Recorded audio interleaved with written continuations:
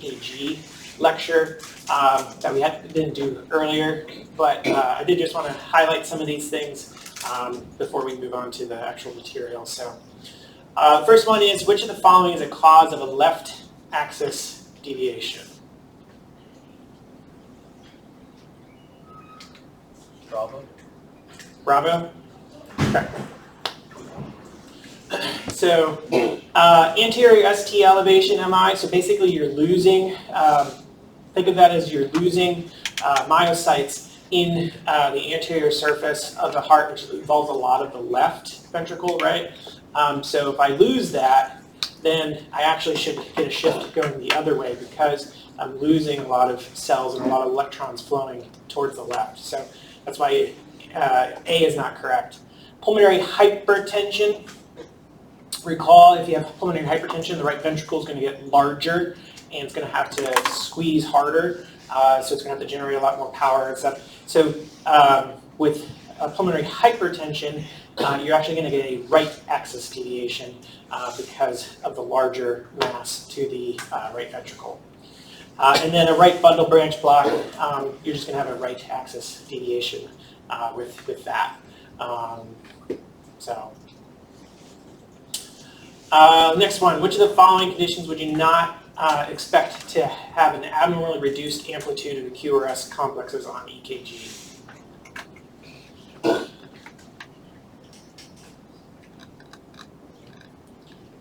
What are your thoughts?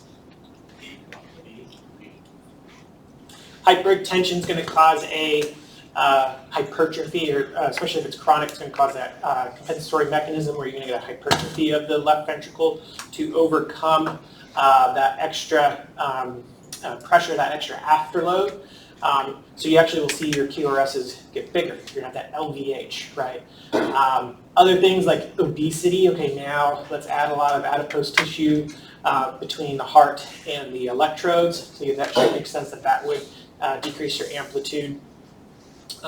Same goes with chronic obstructive airway disease, COPD, where you have an increased AP diameter, the barrel chest, so that should lower your amplitude.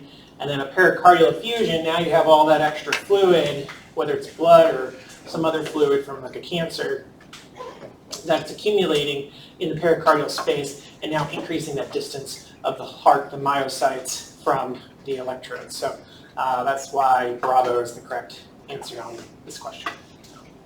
Okay.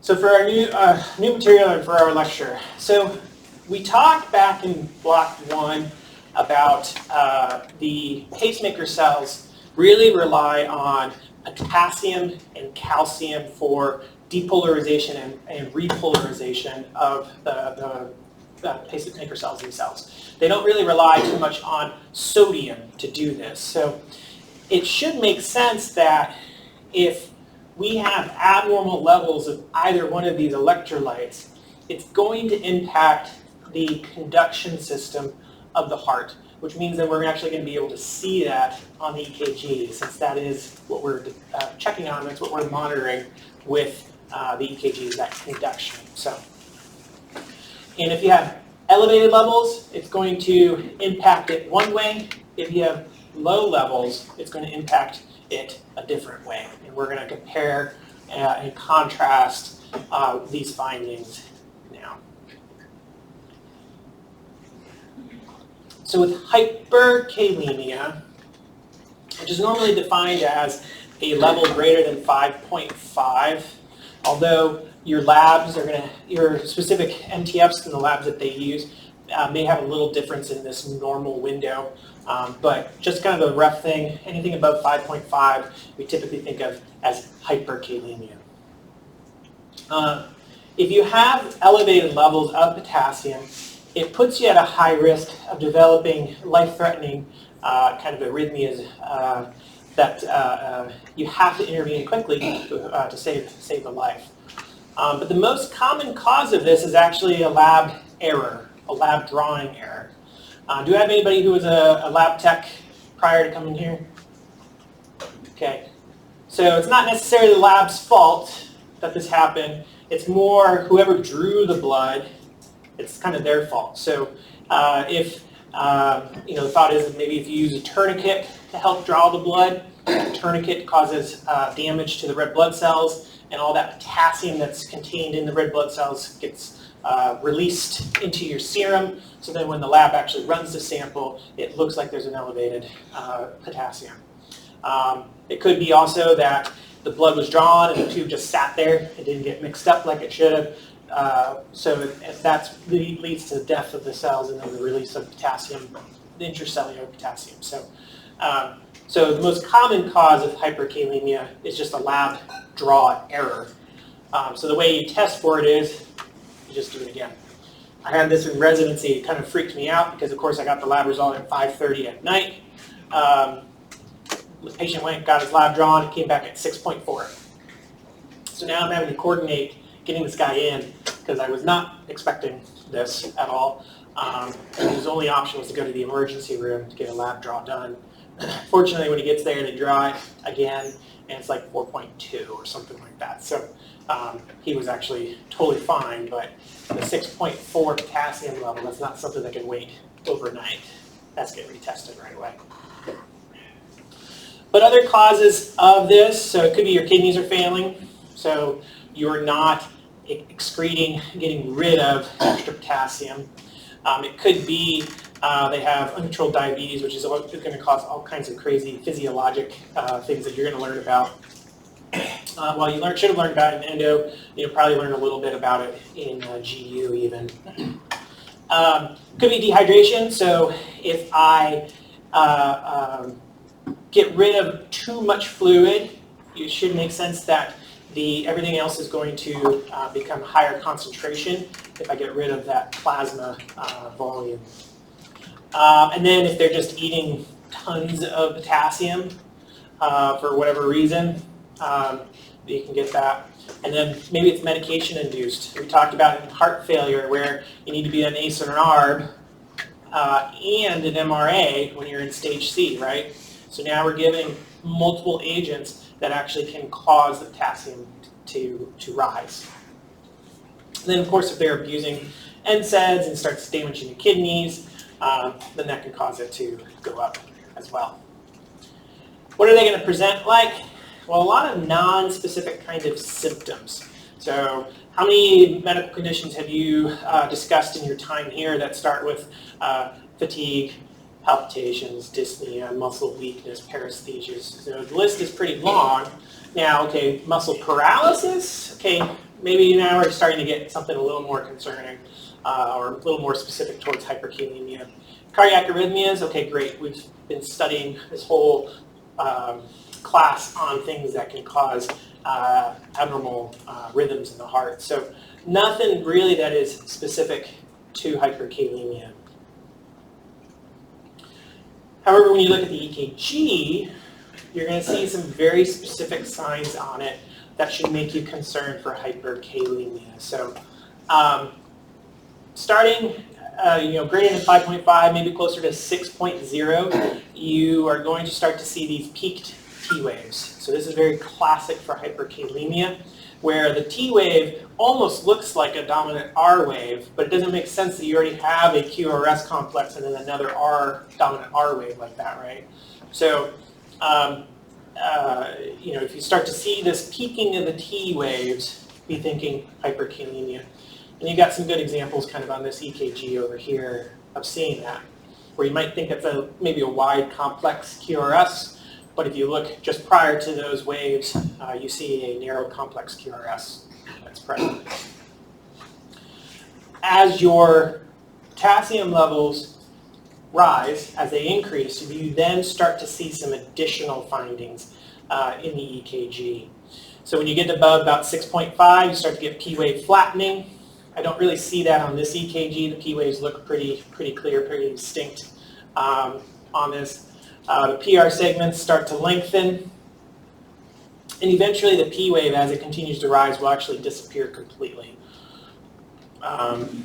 So that's at greater than 6.5. As we continue to go up, now we're greater than 7. Now you get a prolonged QRS. So instead of that narrow complex QRS that we were seeing on the EKG prior, with just the peaked T waves, you now start to get this prolonged QRS. You start to get some junctional and ventricular escape rhythms. You start getting conduction blocks, and then it can lead into like sinus bradycardia. Things start to kind of slow down a little bit with it because of the prolonging of the different intervals. As you get to above 9 now you start getting the sine wave appearance, which you can kind of see on this image right here, where the QRS and the T wave, peak T wave, kind of look very similar. So it's hard to kind of distinguish which is which, other than QRS comes first, right? But you also see in that you don't have a P wave. So now it becomes very, very difficult to read this pattern, and you better intervene quickly because it could lead to ventricular fib or asystole. So fatal arrhythmias. So how do you treat a patient with hyperkalemia? There's really 3 main ways. I mean, the fourth one is look for what's causing it and get rid of it. So if it's because we're giving them an ACE and an MRA, okay, well, let's take them off of those things, right? But really the 3 things you got to do is, 1, you have to stabilize the cardiac membrane. So arrhythmias are our main concern with this condition. So let's stabilize the cardiac membranes to decrease the chance, to decrease the risk of them developing this fatal arrhythmia. So let's give them IV calcium gluconate or calcium chloride, depending on what you have in your crash cart readily available. And you can see the onset's pretty quick. So as soon as you push this medication, you're going to have that response. The body's going to respond to that calcium. So you get that almost immediate treatment, so which is good. But it's only going to last 30 to 60 minutes. So you've got some time now to act, but you better act quickly. Because when you start to look at some of the other options to treat this, you can see those onsets start to kind of push that 30 to 60 minute thing. So you may be thinking about redosing the calcium if you're not successful at bringing down potassium quick enough. The second way, or the second method to treat somebody with this is actually to take that extra potassium that's in the serum and force it back into cells. Now, it may be that the cells already have the normal amount of potassium in them, so now you're like jamming them packed with extra potassium. That's okay. Eventually those are going to come out again, but it at least takes it out of the serum so that the heart doesn't have to deal with this extra potassium. So what we can do is I can give them insulin with glucose. If they're not diabetic, they don't already have elevated glucoses. If I give them insulin, I'm going to drop their glucose. So give them glucose along with the insulin, unless they just happen to have elevated sugars before you push insulin. But you can see onset's pretty quick, so you should start to expect the potassium levels to drop in the serum right after you give this medication. And it's going to last maybe about an hour that you're going to have a response to that. Although, from the glucose standpoint, it's going to last longer than an hour. So it's going to lower that glucose for longer than 60 minutes. Another way is actually nebulized albuterol. So you can give that to them. That will cause a shift of potassium into the cells. Takes about a half hour-ish, maybe an hour for it to actually have any kind of impact. But it's going to last longer. So you can kind of do the IV insulin glucose to get that immediate response and then follow it up with that nebulized albuterol for a longer action. And then bicarb, again, fast action, fast onset, and again only lasts for about 60 minutes, and that's it. But I told you it could be that the cells already have the normal amount of potassium in them, and you're just temporarily packing them tighter with potassium, and that's going to come out. So the other way to get rid of it, to deal with the elevated levels, is to actually just remove it completely. So how do we do that? Well, we could pee it out. So let's give them furosemide. takes about 30 minutes to kick in, lasts about 6 hours, but you're getting rid of potassium. So a potentially slow process for that. I can make them poop it out, so I can give them K-exolate. You can see the onset of this is a wide range because basically I have to have them poop to get rid of the potassium. So are they going to have a stool right away, or is it going to take a day for them to actually have their first bowel movement? You know, you never know. K-exolate, at least in the ICU I worked at in Northern Virginia, the attendings didn't like to use K-exolate for getting rid of it because depending on which study you look at, in up to 2% of patients who get K-exolate, it can cause tissue necrosis, bowel necrosis, bowel ischemia, which then can lead to bowel rupture. So now, great, you're pooping, but now you're pooping inside your belly, and you're getting very sick. So, potassium is dropping. So just one of those things, but a lot of facilities still use K-exolate. It probably stemmed from they had a bad outcome from somebody who actually had a bowel ischemic event that led to a bowel rupture, which led to death. So that's probably one of the driving reasons that they didn't like using K-exolate for patients with hyperkalemia. The last way to get rid of it is hemodialysis. So actually, let's hook them up to a pump. Let's get rid of that extra electrolyte and just get rid of it entirely from the system. There's some risks to that.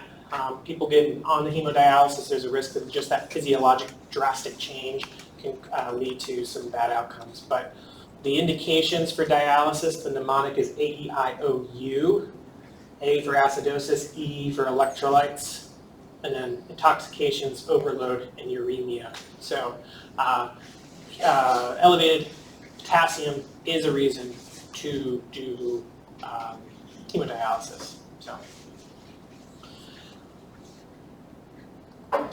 now, one thing I want to emphasize is when you have somebody with hyperkalemia, you don't just pick one of these methods. You usually are hitting them with all of these at the same time because of that duration, because of that onset and the delay in onset and some of these things. They typically will do the calcium gluconate. They'll do the IV insulin glucose. They will do the furosemide all at the same time. That way you're not having a recurrence of the levels and potentially leading into a arrhythmia because you didn't do all three of these things. So.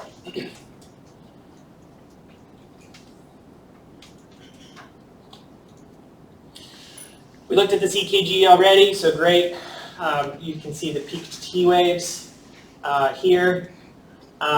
What's kind of interesting in lead 2, your QRS amplitude is lower than your T wave amplitude. So it's kind of interesting. You would think that this is your T wave, or sorry, your QRS there because of the height being taller, right? That's what we're normally used to seeing.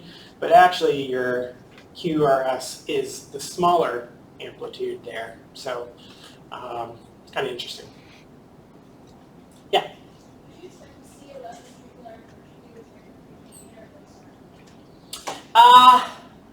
Not necessarily. Just in this patient, yeah, you can see it, but not necessarily. It's probably somebody who has poorly controlled blood pressure issues, which led to renal failure, which led to calcium issues.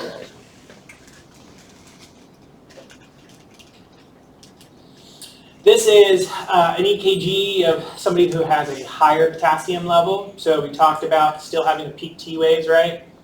And you can see those. Not really seeing a P wave here at all in lead 2. Maybe there's a little ditzel, but it's a very flattened kind of P wave. You can see the QRS is wide and looks kind of weird. There's also something else you're kind of seeing here. Look at this T wave here. And these T waves compared to these T waves. It's a little different. Something else is happening on this EKG. I can't explain it to you, but this is probably somebody who is teetering on the edge of going into a fatal arrhythmia. So act quick.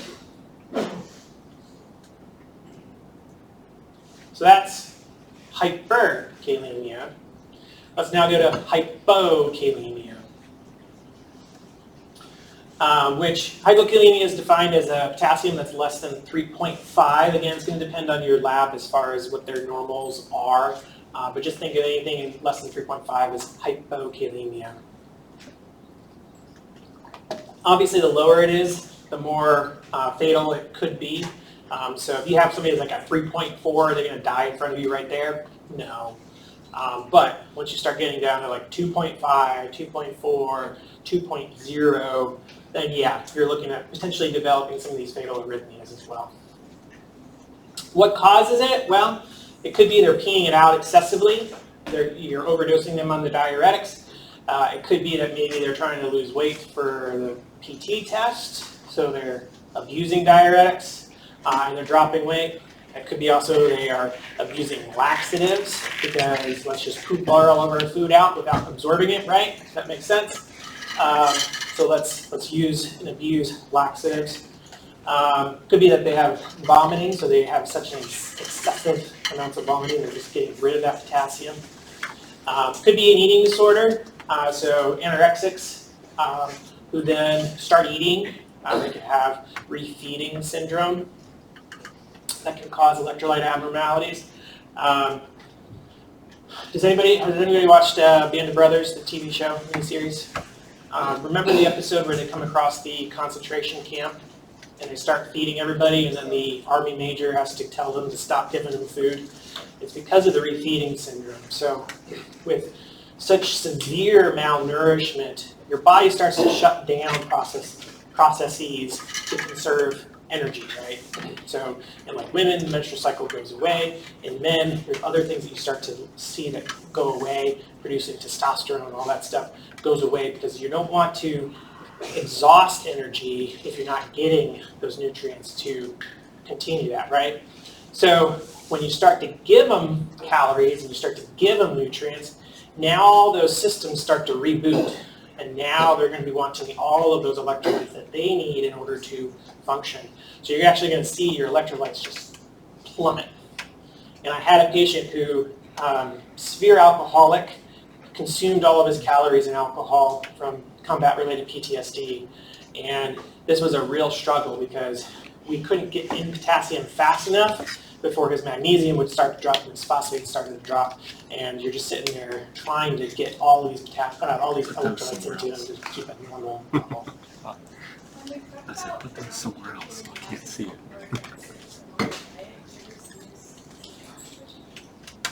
So if somebody's like just focused on eating, because even like a vegan vegetarian diet, you're getting these electrolytes. I'm trying to think of a specific. More so like fasting diets. Yeah, it's possible. It is possible where all you're eating is like hamburger without whatever. Yeah, especially if it's Taco Bell and you're on the toilet immediately after. It's possible, depending on what they're eating exactly. But yeah, you can see. Maybe not as severe as like a true refeeding syndrome, but it is possible. With like vegan and vegetarian diets, you're more worried about the protein intake, not getting enough protein to support life. So you're kind of looking maybe more like a kwashiorkor, marasmus kind of picture. I don't know if you've talked about that previously in other classes, but things we see in very like third world, underdeveloped countries that don't get the protein. You can see that, just a protein malnourishment.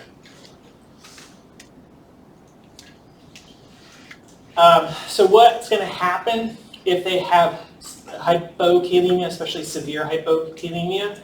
Well, heart rate's not going to be able to keep up with changes in gravity, right? So you may start to get orthostatic hypotension.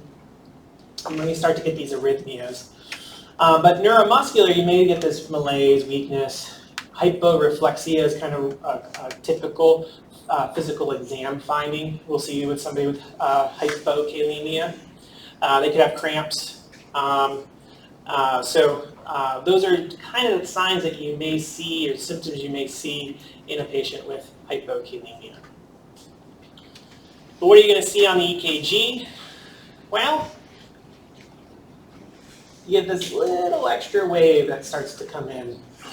And the problem with this wave is, one, it's very subtle, or can be very subtle. It becomes more of an issue the lower the potassium starts to go.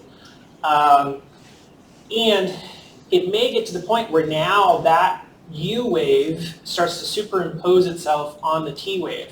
So now it looks like your T wave is prolonging, and you get this flattening of your T wave. So you can start getting these T wave abnormalities.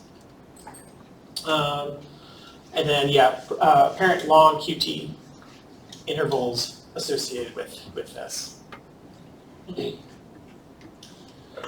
Yeah?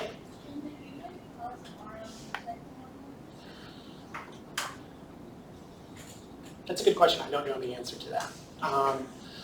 Because I don't think it's necessarily like a depolarizing event like an RNT. I think it still is a repole. It's just you have like a delay in repole in some of the myocytes, which causes the U wave. But yeah, I have to look that up actually and see if there is a risk of an RNT.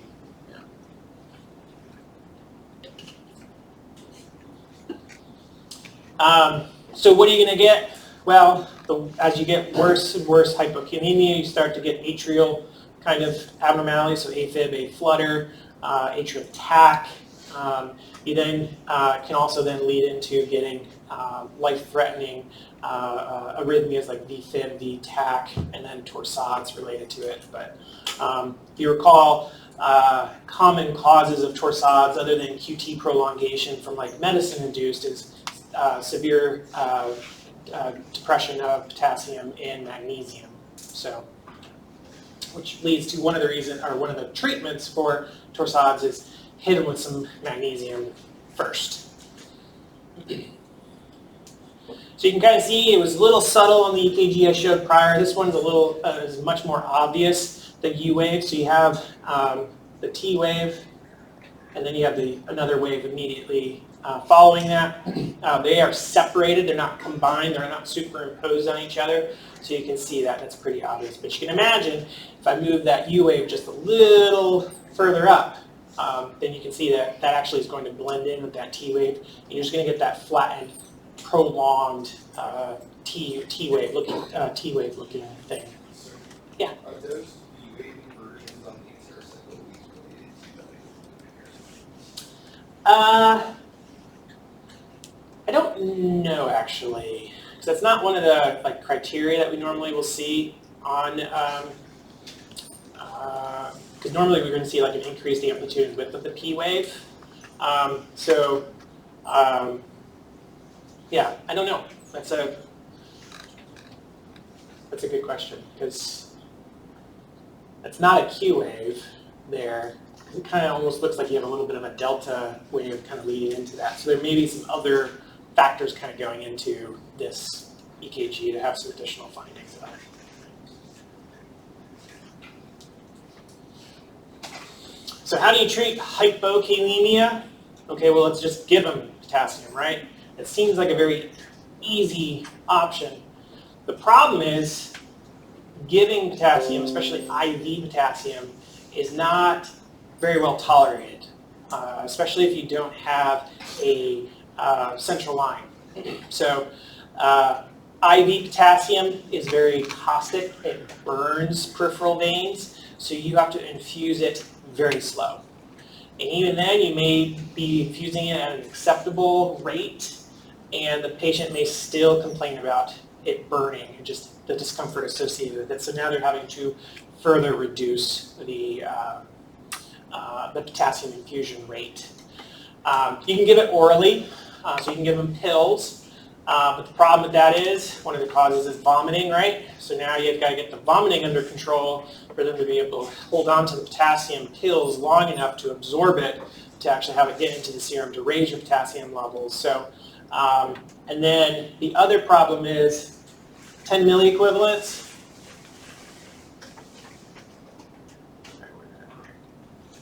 Will equal about a 0.1 increase in potassium.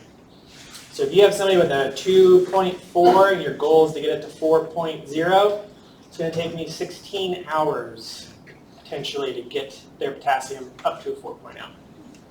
So yeah, you don't need to know that equation for the test.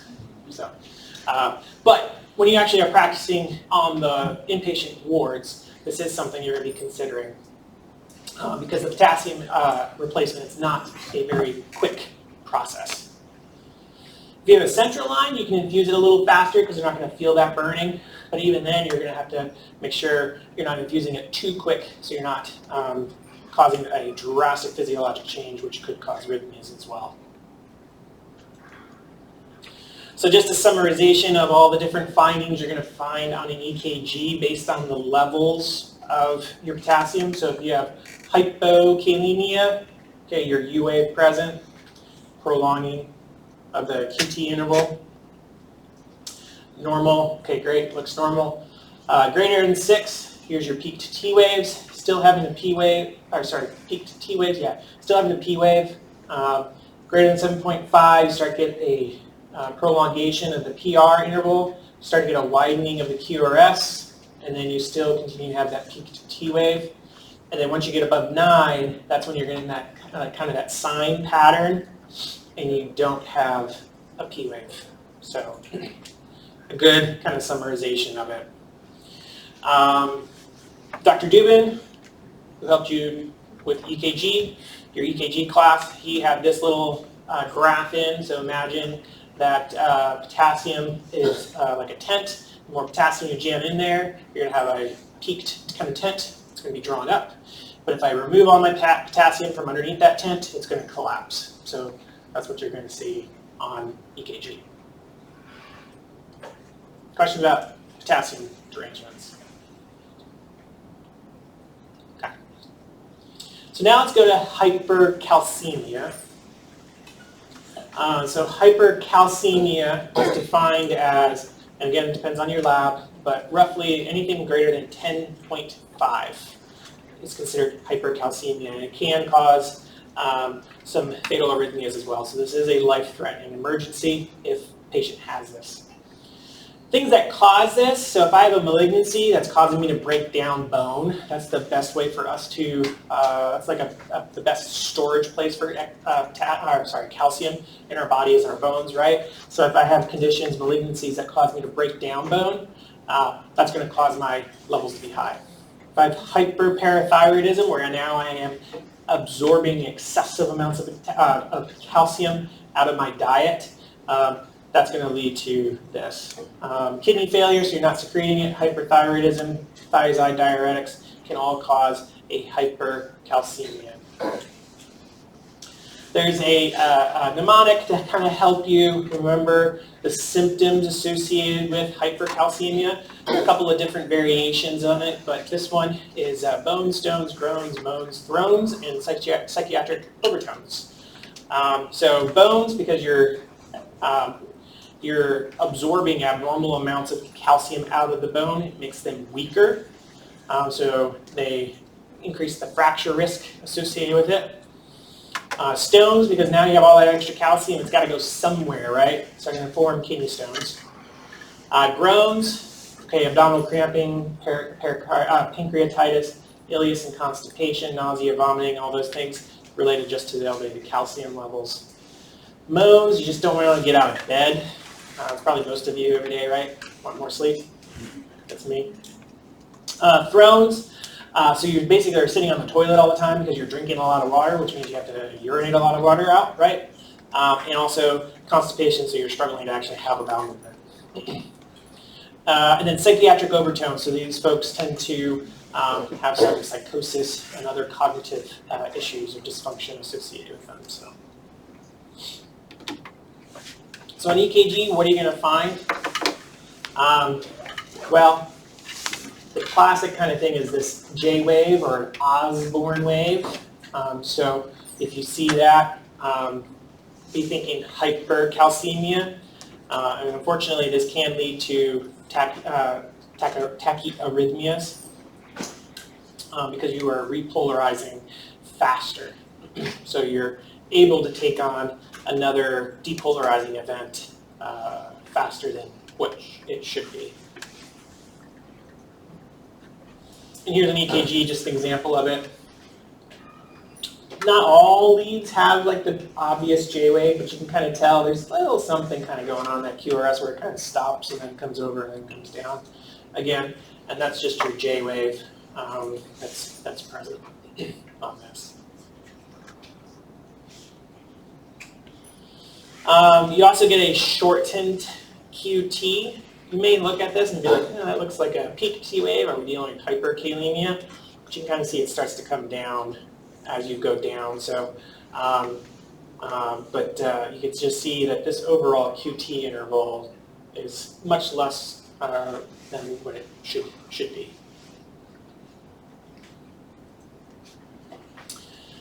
How do you treat it? Well, let's try to dilute the calcium a little bit, right? So let's give them hydration, and hopefully they'll actually urinate, get rid of some of the calcium if you give them that hydration.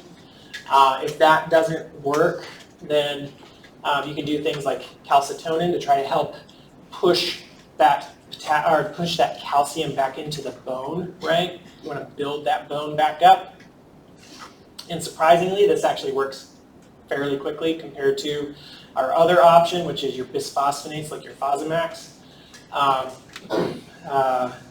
where you basically are encouraging the building up, increasing the density of the bones. This is what we give for folks with osteopenia, osteoporosis. But unfortunately, a bisphosphonate is going to take days for it to have any kind of effect. So not something that you're going to expect a quick result. And then you could give them a loop diuretic just to kind of get rid of that calcium.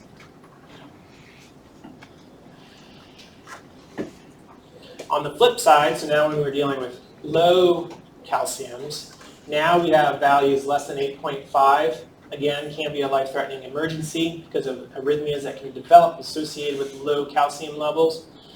But the causes for this now are going to be hypoparathyroidism. So you're not absorbing, you don't have the mechanism to absorb the calcium out of your diet. Vitamin D is needed to help you absorb calcium from the gut, right? So if you have a vitamin D deficiency, you're not going to be able to do it. And then renal failure, where you are not reabsorbing calcium when you need to, is going to could lead to hypocalcemia. What are you going to see on your EKG? Kind of typical is this prolonged QT interval, which lots of things cause prolonged QT, right? So not a very specific kind of finding on your EKG for hypocalcemia.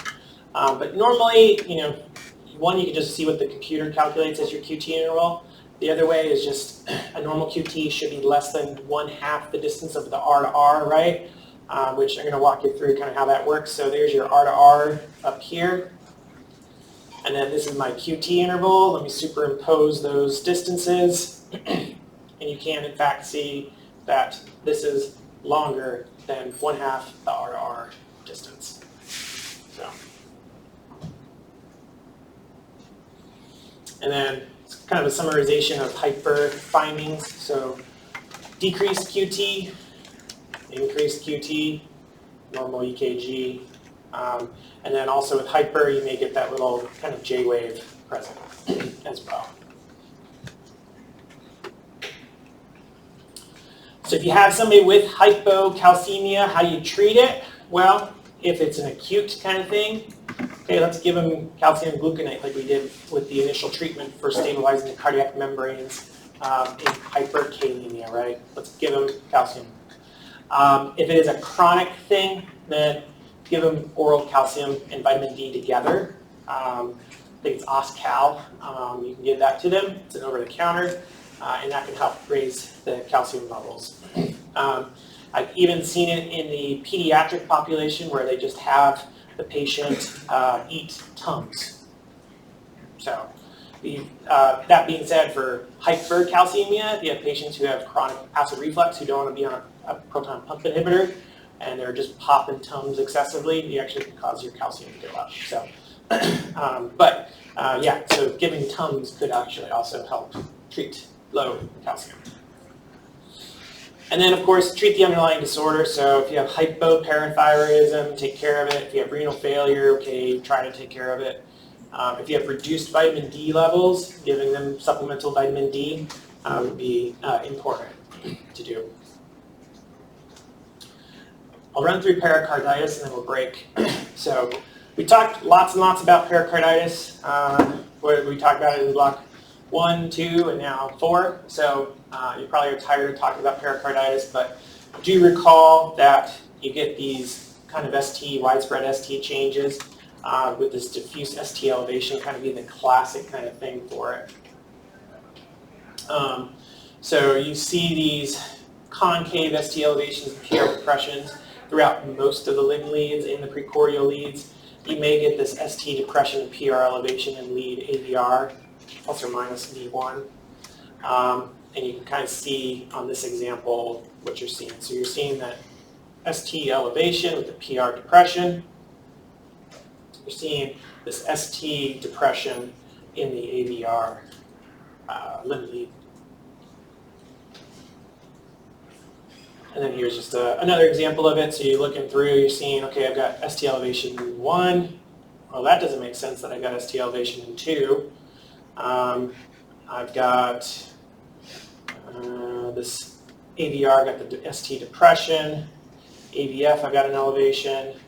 And then looking here, so it doesn't look like it's V1, but V2, V3, V4, V5, and even V6 are all ST elevations. So it doesn't localize to a specific kind of region that you're getting this. And we talked about treatments, so you can do your NSAIDs, including aspirin for just run-of-the-mill pericarditis. If you have somebody who has a heart attack and this is a post-MI, you can't give them NSAIDs because of the concerns with interfering with the scar formation, which could lead to a ventricular wall rupture. So you're just doing aspirin and colchicine for post-MI patients. So, okay, 3 minutes before 8:50. I can get through cardiac tamponade. Cardiac tamponade, again, we've talked about it a couple times now. I think also block 1 and block 2, right? So basically, you're just getting an extra excess fluid in the pericardial space, which could be blood from trauma or rupture of the wall of the heart, right? Or it could be extra fluid, so you have like a malignancy that's causing a malignant effusion that just is accumulating in the pericardial space. It could also be a reaction to infection of some sort, like viruses or bacteria.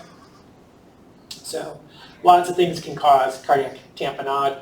Remember Beck's triad as far as physical exam findings for cardiac tamponade. But kind of the typical thing you're going to see in a patient with cardiac tamponade is because you have all that extra fluid in the pericardial space, the heart's kind of free to kind of swing around in that pool. Kind of think of a baby that's floating around inside the amniotic sac and all that fluid around it. It's moving around constantly, right? So you're going to have one beat where it's going to be closer to the electrodes, and then the next beat it's farther away, and then it swings back, and now you get a higher amplitude. So you're just going to see kind of this beat-to-beat variability of the amplitude of the QRSs. Compare that to a low voltage EKG where the QRS amplitudes are all small. So just kind of seeing the difference between this, and then we talk the next couple slides we talk about low amplitude QRSs, but you'll just see you have different amplitudes associated with that. How do you treat cardiac tamponade, or you diagnose it? So first of all, okay, yeah, do an echo, you can do that. Or if you're in ER and they're critical, they're crashing on you, you can do this rapid ultrasound for shock and hypotension, a rush ultrasound. You can do it pericardiocentesis, which is sticking a needle into that space and drawing all that fluid out. If they're stable though, and they just have all that extra fluid that's starting to compromise the function of the heart, then get them to somebody who has a little more controlled setting, who can put a catheter in there and drain it for you. And there's a couple of different approaches that you can do in order to drain it. I've seen this subxiphoid route before. But it can be done a number of different ways, as long as you're sticking the needle in that pericardial space and getting rid of that fluid. Let's go ahead, take a 10-minute break. We'll be back and finish up. Chronology and managing pulmonary embolisms. So I don't think we really need to talk about the symptoms and stuff like that that you normally get with it, or what exactly causes a pulmonary embolism. But the one thing I wanted to highlight in this lecture, just what you may see actually on EKG. The most common presentation is going to be this non-specific ST T-wave changes. So great, that's going to help us diagnose this patient with a pulmonary embolism, right? Could be just sinus tachycardia that's present in a large number of people. But usually the thing that we normally, like pathognomonically will say is a pulmonary embolism is this S1Q3T3 sign, but you only find it in about 20% of patients. So not a very great thing to look at if you're missing 80% of your patients who have pulmonary embolisms. Because usually you're not going to have this finding on EKG until you have such a large pulmonary embolism that it's causing so much stress on the right side of the heart that you probably are going to be having problems with like oxygenation and such associated with that clot. But S1Q3T3 is classic EKG finding. So what exactly is it? Well, in lead 1, which it looks like lead 2, the way this is cut, but this is actually lead 1. You're going to have a little S wave that's present there. This S wave comes from either a complete or an incomplete right bundle branch block. That just happens. Lead 3, you're going to get 2 findings. You're going to get a Q wave, which you can see right there, and then you're going to have a inverted T wave. So those 2 findings are associated actually with the strain on the right ventricle to try to pump that blood out of the right ventricle and against that clot that's obstructing the flow of blood. So you're seeing this right-sided strain pattern on the EKG.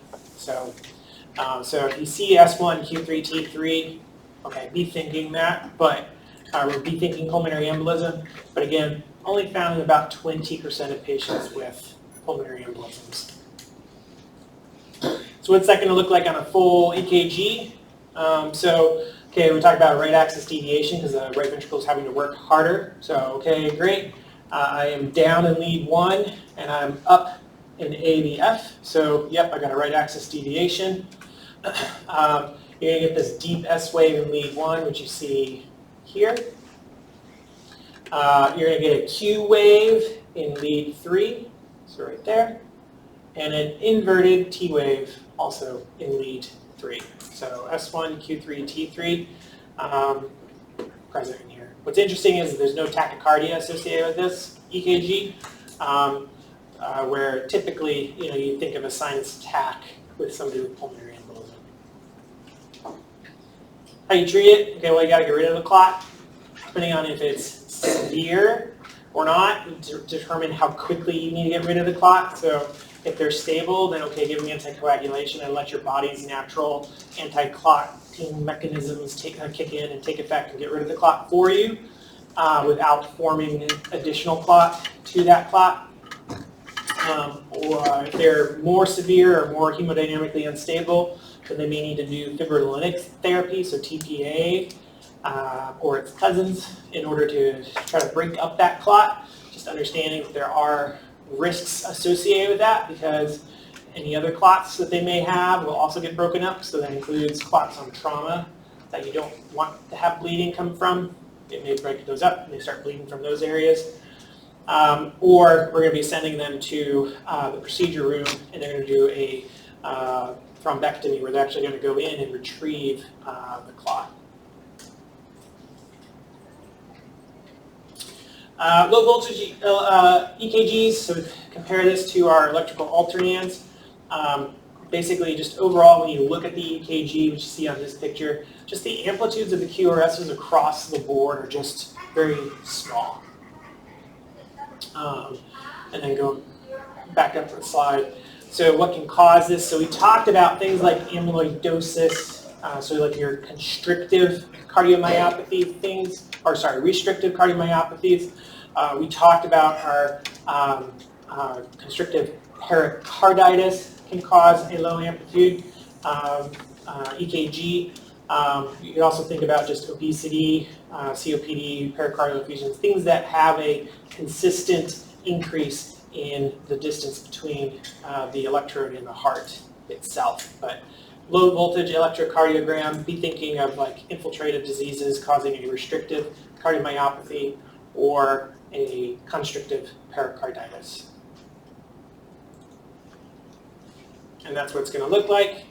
So looking at lead, like V1 here, just very, or sorry, V1 here, just very low amplitude kind of QRS complexes.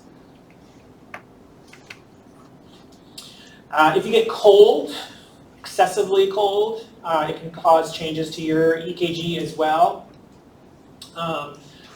Be thinking of things like if I get cold, things start to shut down, slow down, right?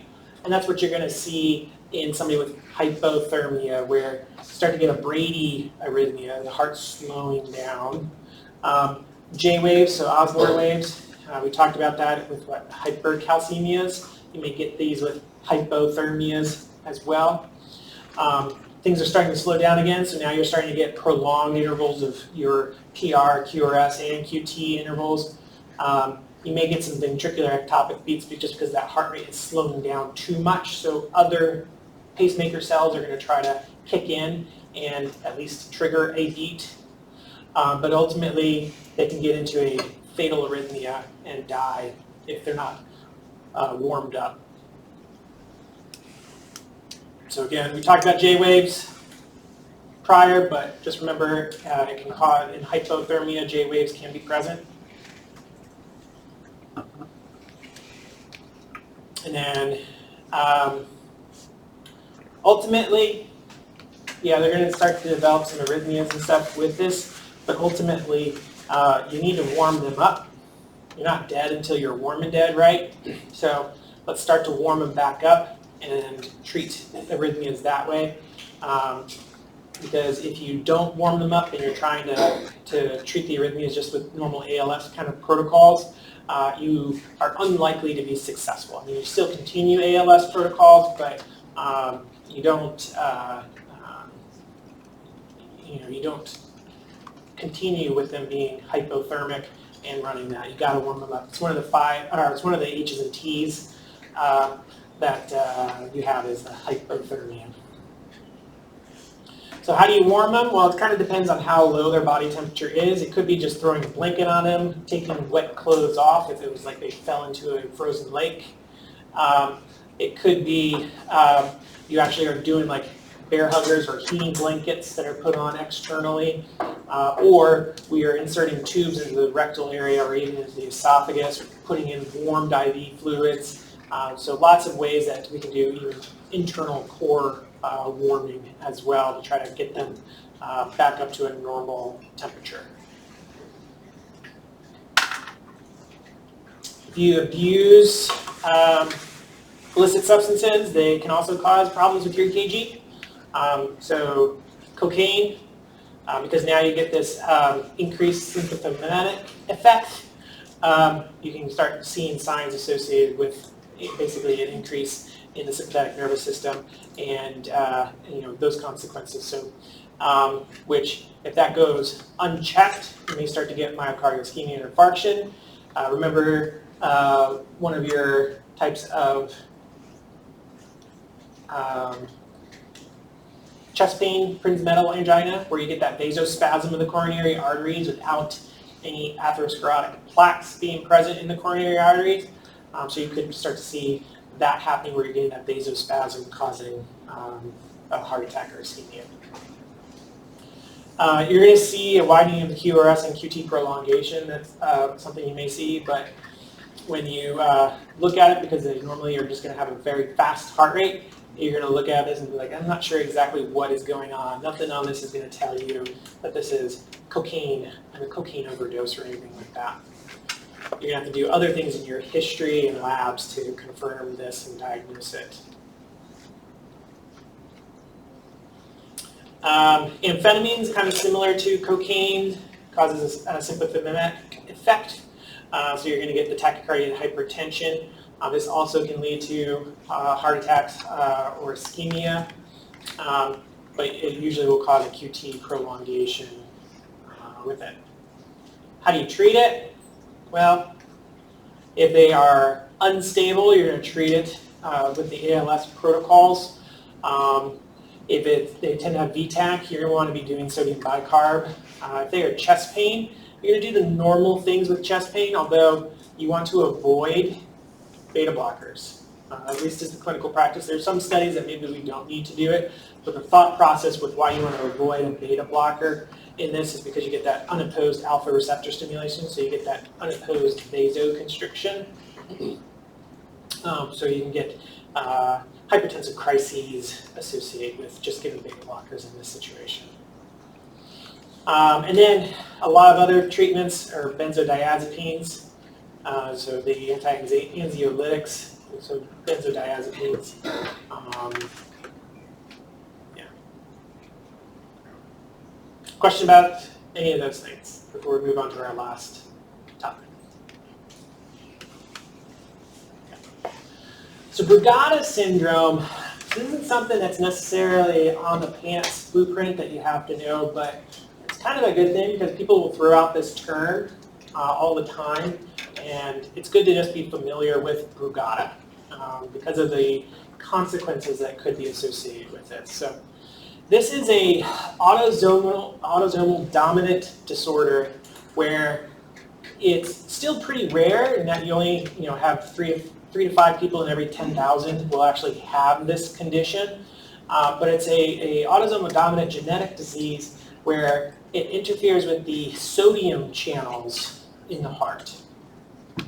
And it ultimately can lead to sudden cardiac deaths in pretty young people.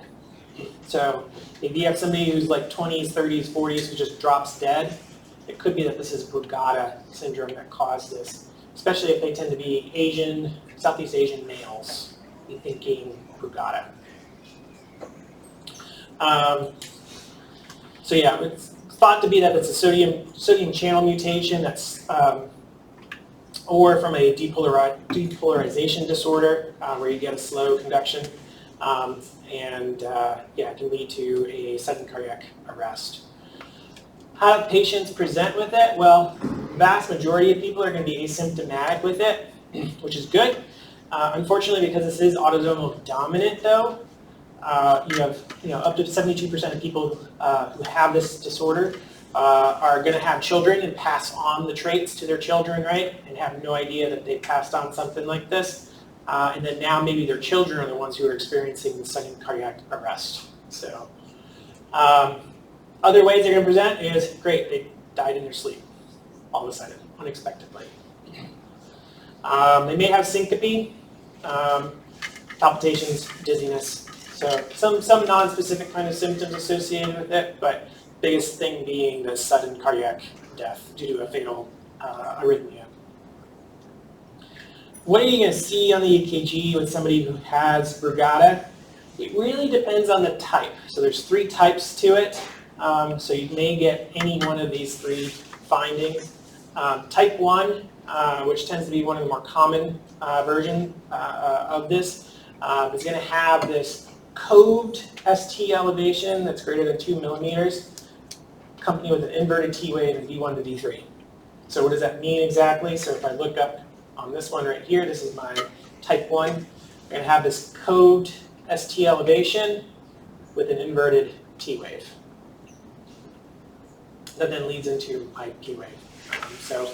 And you're going to see that in V1 through V3. So the anterior or septal leads, you're going to see this. Type 2, on the other hand, you're going to have this saddle-backed shaped ST elevation that's greater than 2 millimeters in V1 to V3. This isn't a great one for V1. You're like, okay, whatever, but V2, it's pretty obvious that you have that looks like a saddle, a horse's saddle. there. So you can see that sign in V1 to V3, and this is definitely greater than 2 millimeters. And then type 3 is basically the same thing as type 2, but now that ST elevation is less than 2 millimeters, and you can see that on this example right here in V2, where it looks like a saddle, but that ST elevation is less than 2 millimeters. How do you treat it? Well, if they have symptoms associated with it, so if they're having syncope, pre-syncope, or they happen to have a complete single episode and then people are able to respond and defibrillate within time, these folks are going to be getting an implantable cardiac defibrillator. So they're getting the ICD placed. That way, if they do experience a fatal arrhythmia, the ICD will hopefully shock them back into the normal rhythm. If they're asymptomatic, it becomes a little more complicated. This is definitely not a primary care decision on how they get treated. This is definitely a specialist that you're going to be referring this patient to get treatment done, because they may not need anything. They may not need the ICD if they're asymptomatic. Again, remember, 72% of patients with Brugada actually are going to have no symptoms whatsoever. But if that's the case and we don't do treatment for that individual patient, there is a point of discussion that primary care provider could have with them about having children and passing on this autosomal dominant disorder to them. So you may have that conversation and they may decide to not have children just because they don't want to pass this on to kids. So ICD being the big thing, there is emerging treatment now where you're doing like a radio frequency ablation that will hopefully prevent a fatal arrhythmia from developing. And then quinidine, it's kind of interesting. So folks who have an ICD placed, but they are constantly or regularly are getting shocked into a normal rhythm, they actually could do quinidine and it will decrease the chances of them having shocks. It's not something that we typically will do quinidine by itself, because you still need that ICD in place to shock it back into a normal rhythm. It just decreases the risk of it happening. But this brings me to a clinical correlation kind of related to this from my time on the ship. So I had a 29-year-old active duty E6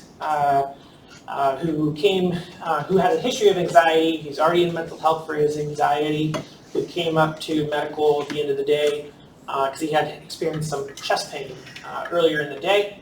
So a couple hours prior, when he came in, he didn't have any chest pain, but my corpsman went ahead and did an EKG and immediately brought the EKG to me to take a look at it. The computer read it in huge letters, acute STEMI, anterior wall STEMI. And when I looked at it, he had at least 3 millimeter elevations in V1 through V3, but otherwise was not having chest pain at that moment. So it's kind of weird. Called the ambulance to get him off the ship, did everything we could to tee him up for transfer while we were waiting for the ambulance to get there. We got him to the ambulance and we went to Naval Hospital Guam. EKG at the ER there, there was a little different, and it could have been just because of how we placed our leads were just a little different. Instead of reading out ST elevation, it read out Brugada, and when you looked at their EKG, it was very classic to the type 1 Brugada sign that we talked about. So you saw the code ST elevations in V1 through V3.